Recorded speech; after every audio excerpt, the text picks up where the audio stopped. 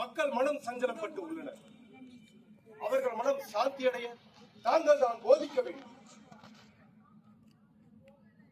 மக்களுக்கு தற்போது போதனைகள் மட்டும் முழுமையான தீர்வாக அமையாது. சரி, இந்த கொள்ளை நோயை ஒழிப்பதற்கான வழியையாவது சொல்லுங்கள்.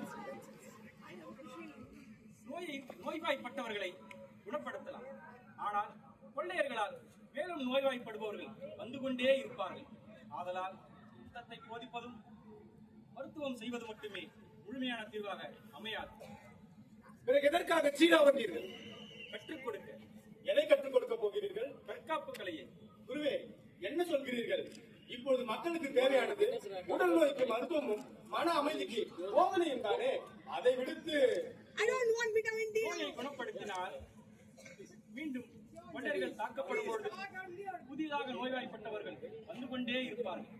மேலும் கொள்ளையர்கள் தாக்கப்படும் பொழுது மக்களால் எப்படி அமைதியாக இருக்க முடியும்? அதனால் அவர்களுக்கு தற்காத்துக் கொள்ள தற்காப்பு கலையை கற்பிப்பதை முழு நோக்கமாக இருக்க வேண்டும். தற்காப்பு கலையை அவர்கள் கற்றுக்கொண்டால் கொள்ளையர்களிடமிருந்து தங்களை காத்துக் கொள்ளலாம்.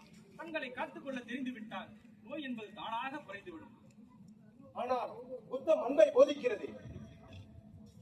விழிப்புணர்வு அற்ற பயனற்றது. குருவே, எனக்கு தற்காப்பு கலையை கற்றுக் கொடுங்கள். ஆமாம் குருவே. சரணம் கச்சா அம்மம் சரணம் கச்சா சரணம் கச்சா. தளபதியாரே, நம் நாட்டு மக்களுக்கு இதை அறிவியுங்கள்.